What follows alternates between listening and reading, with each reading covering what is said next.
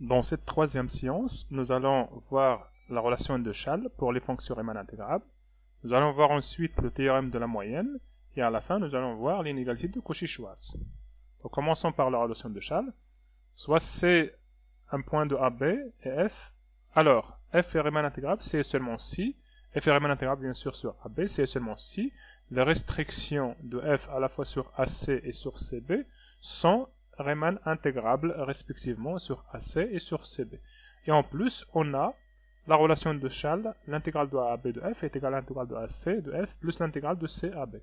Donc pour la démonstration de sens direct, donc soit supposons f Riemann intégrable. Que veut dire f Riemann intégrable? Ça veut dire qu'il existe deux suites de fonctions en escalier qui encadrent f telles que la limite de l'intégrale de la différence est égale à 0. Donc on a f, il est entre petit fn et grand fn sur tout le segment AB. En particulier, il sera vrai, en fait cette inégalité sera vraie sur le segment AC et aussi sur le segment CB. Et on a fn est une fonction en escalier, donc sa restriction à la fois sur AC et sur CB sont des fonctions en escalier. Et pareil pour grand Fn. Maintenant, il reste à montrer que l'intégrale de la différence de A à C de grand Fn moins petit fn tend vers 0. Qu'est-ce qu'on a? On a l'intégrale de A à C de grand Fn moins petit fn, elle est inférieure ou égale à l'intégrale de A à C de grand Fn moins petit fn, plus l'intégrale de C à B de grand Fn moins petit fn. Ça c'est positif. Pourquoi c'est positif? Parce qu'en fait, d'ailleurs en fait les autres aussi. Parce que grand Fn est supérieur à petit fn. Donc on va avoir l'inégalité, on va avoir en fait que cette inégalité sera justifiée. Or, ça c'est égal l'intégrale de A à B de grand Fn moins petit fn. D'après la relation de Schall pour les fonctions en escalier. Chose qu'on a déjà vue.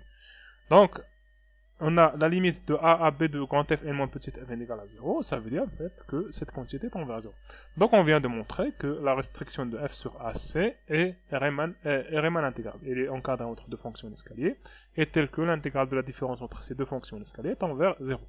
Donc de la même manière, en fait, pour l'autre, pour la restriction sur CB, donc c'est exactement la même chose. Ça, c'est égal à ça, plus ça, c'est positif, en fait, parce que grand Fn est supérieur à petit Fn. Donc, on a cette inégalité est vraie. Et puisque, d'après la relation de Schall, ça, c'est égal à l'intégrale de AB de grand Fn moins petit Fn qui tend vers 0. Du coup, on vient de montrer là aussi que la restriction de f sur CB est Riemann intégrable. Maintenant, pour l'inverse, supposons que f, la restriction de f sur AC est Riemann intégrable, cela veut dire que il existe deux fonctions en escalier, grand Fn et petit Fn sur AC, qui encadrent f, est telle que la limite de la différence de l'intégrale de A à C, ou bien la limite de l'intégrale de la différence de A à C est égale à 0. Et pareil, en fait, pour CB, il existe deux autres fonctions qu'on note ici, Gn, grand Gn et petit gn, telles que la limite, en fait, de la différence, l'intégrale de la différence est égale à 0. Maintenant, on va construire deux fonctions en escalier, petit hn et grand hn. Petit hn égale à petit fn sur AC est égal à petit gn sur cb. Ici, on a fait exclure le c pour ne pas définir hn deux fois au point c. Pareil, en fait, je prends ici en fait la fonction grand hn égale à grand fn sur AC fermé et grand hn égale à gn, grand gn sur cb fermé de côté de c. Plutôt ouvert de côté de c. Donc on peut justifier facilement que f est entre petit hn et grand hn, et que l'intégrale de la différence entre hn et grand hn, c'est égal à l'intégrale de A à C, ça c'est l'application de la relation de Schall pour les fonctions en escalier, l'intégrale de A à C plus l'intégrale de C à B. Or, ces deux quantités tendent vers 0, donc leur somme aussi tend vers 0. Du coup, f est Riemann intégrable. Et donc, on a montré les deux sens. Maintenant, pour cette relation, la relation de Schall, il suffit de considérer, puisqu'en fait ça, l'intégrale de A à B de Hn, d'après la relation de Schall pour les fonctions en escalier, c'est égal à l'intégrale de A à C de petit fn plus l'intégrale de C à B de petit gn. Par passage à la limite, ça c'est égal, en fait, ça, la limite de ça c'est égal à l'intégrale de f, et la limite de ça et ça c'est l'intégrale de A à C de f et l'intégrale de C à B de f. Du coup, on aura notre relation de Schall.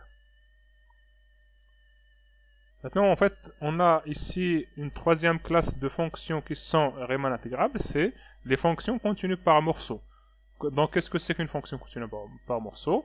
Donc, c'est comme une fonction en escalier. Pour les fonctions en escalier, qu'est-ce que nous avons dit? Nous avons dit une fonction en escalier, c'est une fonction qui est constante par morceau. Et là, on dit c'est continu par morceau. Donc, sur chaque intervalle xk-1 xk, la fonction ici est continue. Au point de la discontinuité, f peut prendre n'importe quelle valeur. Donc, avant de montrer ce théorème, on va montrer tout d'abord cette proposition. Soit f et g sont deux fonctions telles que f est Riemann intégrable et g égale à f, sauf on a un nombre fini de points. Alors g est Riemann intégrable et on a l'intégrale de g est égale à l'intégrale de f. Donc pour montrer ça, on a f est Riemann intégrable, cela veut dire ça, comme ce qu'on a fait plusieurs fois. Et donc, ici, je vais construire deux fonctions en escalier, petite gn et grand gn, qui encadrent f, et telles que l'intégrale de la différence entre grand G et petit g tend vers, de l'intégrale de la différence tend vers 0. On va noter ici x1 jusqu'à xm les points de la discontinuité où f est différent de g. Et donc, on va poser petite gn de x égale à petite fn de x pour x différent de xk, de ces points-là. Et au point xk, je prends petite gn égale g de xk. De la même façon, pour grand gn de x, c'est exactement pareil. Et du coup, on peut montrer très facilement que gn et g ici, elle est entre petite gn et grand gn. Et que, puisqu'en fait, on a l'intégrale, puisque gn est égal à grand fn, sauf on a un nombre fini de points, petite gn égale à petite fn, sauf on a un nombre fini de points. Donc, la différence aussi, grand gn moins petite gn, sera égale grand fn moins petit fn, sauf on a un nombre fini de points.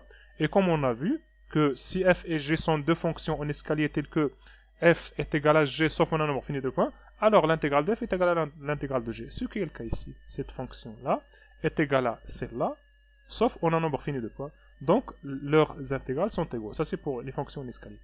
Et donc, on a, ça tend vers 0. Cela veut dire que notre fonction g est une fonction Riemann intégrable. Maintenant, pour montrer l'intégrale, c'est très facile. En fait, il suffit de prendre f moins g. On a f égale à g, sauf on a un nombre fini de points. Donc, f moins g sera égal à 0, sauf on a un nombre fini de points. Donc, l'intégrale de f moins g sera égale à 0. Et par linéarité, on va trouver que l'intégrale de f est égale à l'intégrale de g. Maintenant, on va revenir à au théorème. Toute fonction continue par morceau est Riemann intégrable. Donc, pour faire la démonstration, on va considérer seulement un point. En fait, on peut généraliser après. C appartient à B. En fait, f continue sauf au point C. Donc, on va les schématiser ici. Au point C, la fonction f n'est pas continue. Donc, comme on peut le constater, sur le segment AC, la fonction f, elle est continue. Donc, la fonction f ici, sur le segment AC, est Riemann intégrable. Maintenant, il reste à montrer que f est Riemann intégrable sur CB. Donc, notre fonction ici, elle est continue, sauf au point C. Donc, on ne peut pas déduire directement. Donc, ce qu'on va faire, on va faire un prolongement par continuité. On va considérer f tilde égale à f sur CB. Et au point C, f tilde égale à la limite de f de x au point, en fait, lorsque x tend vers plus C+. Cela veut dire que f tilde est continu sur CB. Et donc, f tilde ici, f tilde est Riemann intégrable sur CB. Maintenant, f tilde, elle est égale à f, sauf au point C. D'après la proposition de tout à l'heure, f tilde, f est alors Riemann intégrable. Et on a aussi, en fait, l'intégrale de f est égale à l'intégrale de f tilde, comme tout à l'heure. Donc, c'est ça la démonstration de ce théorème. Maintenant, on va passer au théorème de la moyenne. Soit f une fonction continue, g une fonction Riemann intégrable qui garde un signe constante sur AB. Alors, il existe c, appartient à AB, fermé, tel que l'intégrale de f fois g est égale à f de c fois l'intégrale de g. Donc, le cas particulier g égale à 1, je vais avoir ici que si f est continu, alors il existe un c appartient à b, c'est que l'intégrale de f est égale à f de c fois b moins a. Donc, pour la démonstration, en fait, on a f et Riemann est continu sur AB, donc il est borné et atteint 6 bornes. Donc, il existe petite m et grand m qui encadrent f, tel que petite m égale à f de u, un U qui appartient à B, et grand M égale à f de V, avec V appartient à B aussi. Donc, je suppose que G est positif, en fait, sans perdre de généralité, on peut supposer que G est positif, Et là, en fait, on va multiplier par g des trois côtés, et on obtient ça. En intégrant, on va obtenir alors que m fois l'intégrale de g est inférieur ou égal à l'intégrale de f fois g, est inférieur ou égal à grand M fois l'intégrale de g. Maintenant, si l'intégrale de g est égale à 0, qu'est-ce que je vais avoir? Je vais avoir ici l'intégrale de g égale à 0, de ce côté-là, et donc je vais avoir que l'intégrale de f fois g est égale à 0. Et donc, quel que soit c appartient à b, je vais avoir 0 égale f de c fois 0. Et donc, dans ce cas-là, il est satisfait, l'inégalité, en fait l'égalité de la moyenne est satisfait. Maintenant, si je suppose que l'intégrale de g est strictement supérieure à 0, dans ce cas-là, je peux diviser des trois côtés, et j'obtiens alors petit m inférieur ou égal l'intégrale de f fois g sur l'intégrale de g, inférieur ou égal à grand M. Donc d'après, j'applique ici le théorème des valeurs intermédiaires. Qu'est-ce qu'il dit ce théorème? Il existe un C entre A et B tel que f de C est égal à cette quantité-là. Et ça, en fait, c'est un terme qui existe entre deux valeurs de f. C'est f de U ici et f de V. Donc d'après le théorème des valeurs intermédiaires, il existe un C tel que f de C égal à ça. Et donc, en multipliant par l'intégrale de G, on obtient alors notre théorème de la moyenne. Maintenant, on va voir l'inégalité de Cauchy-Schwarz. Théorème. Soit f et g sont Riemann intégrables, alors on a l'intégrale de f fois g, le tout au carré, est inférieur ou égal à l'intégrale de f au carré, fois l'intégrale de g au carré. Donc pour la démonstration de ça, on va considérer l'intégrale de cette fonction. En fait, cette fonction elle est positive, c'est alpha fois f plus g, le tout au carré, elle est positive, et donc son intégrale sera positive. En développement, on va obtenir alors cette quantité-là. Elle sera positive. Maintenant, si ça c'est un trinôme, par exemple, si je prends ça c'est différent de 0, ça sera un trinôme. Et donc, dans le cas où ça c'est égal à 0, qu'est-ce que j'obtiens? Donc, si l'intégrale de f au carré est égale à 0, alors en fait, ce terme-là va disparaître. Et donc, je vais avoir que l'intégrale de f fois g sera aussi égale à 0. Pourquoi ça? Car sinon, qu'est-ce que je vais avoir? Ce terme-là, s'il n'est pas égal à 0, alors ou bien il est strictement positif. Dans ce cas-là, je vais faire tendre le alpha ici vers moins l'infini. Et qu'est-ce que j'obtiens? J'obtiens que ce terme-là tend vers moins l'infini. Ce qui est absurde avec le fait que cette quantité-là, elle est positive. Et donc, l'intégrale f fois g ne peut pas être strictement supérieure à 0. Maintenant, supposons que l'intégrale de f fois g est inférieure strictement à 0. Donc, la limite, cette fois-ci, je fais tendre le alpha vers plus l'infini. Cette quantité-là va tendre alors vers moins l'infini. Et du coup, je vais avoir en fait une absurdité là aussi. Et donc, le cas qui reste, c'est que l'intégrale de f fois g est égale à 0. Et donc, je vais avoir que si on a l'intégrale de f au carré est égale à 0, alors je vais avoir ici égalité. Je vais avoir en fait que l'intégrale de f fois g sera égale à 0. Et de ce côté-là, je vais avoir en fait 0 fois quelque chose. Donc, je vais avoir 0 inférieur ou égal à 0. Et donc, dans ce cas-là, il est vérifié. Maintenant, si je suppose que l'intégrale de f au carré est strictement supérieure à 0. Dans ce cas-là, ça, c'est un trinôme.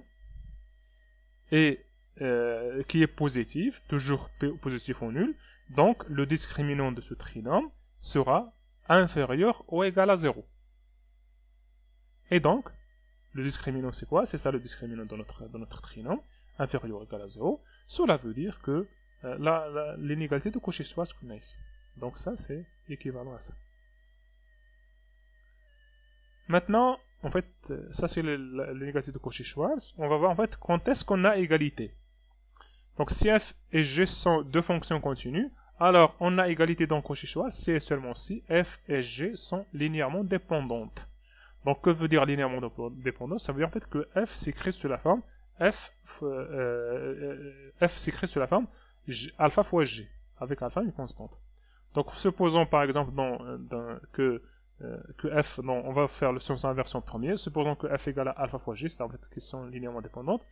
Et donc, on va juste appliquer f par, on va juste remplacer f par alpha fois g, et on obtient alors que f fois g en fait, l'intégrale de f fois g, le tout au carré, ça sera égal à ça. Et donc, ce sera égal à alpha au carré. Je fais sortir l'alpha au carré. Il me reste l'intégrale de g au carré fois l'intégrale de g au carré ici est égal à l'intégrale de alpha au carré fois g au carré. Et ça, c'est f au carré. Et ça, c'est l'intégrale de g au carré. Donc, du coup, g est l'égalité. Donc, si f et g sont linéairement dépendantes, alors on aura égalité. Maintenant, l'inverse. Si on a égalité, est-ce qu'on a linéairement est-ce que en fait on aura linéairement dépendance? Donc, supposons dans un premier temps que l'intégrale de f au carré est égale à 0. Qu'est-ce que cela veut dire? Cela veut dire, en fait, puisque f est continu, donc f au carré l'est aussi. F au carré, il vérifie trois choses. Il est positif, continu et d'intégrale nulle. Du coup, en fait, comme on va le voir en fait dans un exercice, on va voir en fait que f au carré sera égal à 0. Et du coup, en fait, on aura f est égal à 0. Or, 0, elle est linéairement dépendante par n'importe quelle autre fonction. Il suffit de prendre f égale 0 fois g. Maintenant, si l'intégrale de f au carré est strictement positive, dans ce cas-là, cette intégrale au carré est égale à ça, veut dire que le discriminant est égal à 0. Que veut dire le discriminant le discriminant de notre trinôme égal à 0? Cela veut dire que il existe un alpha 0 tel que ça égale à 0. En fait, il existe un alpha 0, solution de ça égale à 0. En fait, là, en fait, on a oublié de mettre égal à 0. J'ai oublié de mettre égal à 0 ici. Donc ça égale à 0. Qu'est-ce que cela veut dire? Cela veut dire que, en fait, comme tout à l'heure, en fait, l'intégrale d'une fonction continue positive égale à 0 veut dire que cette fonction est égale à 0. Donc ça, c'est égal à 0. Et du coup, on aura alpha 0 fois f plus g est égal à 0. Et donc, c'est ça ce que ça veut dire. En fait, f et g sont linéairement dépendants. Du coup, on vient de montrer que si f et g sont linéairement... En fait, on a égalité donc g soit, c'est seulement si f et g sont linéairement dépendantes. Et comme ça se termine cette troisième séance de cours.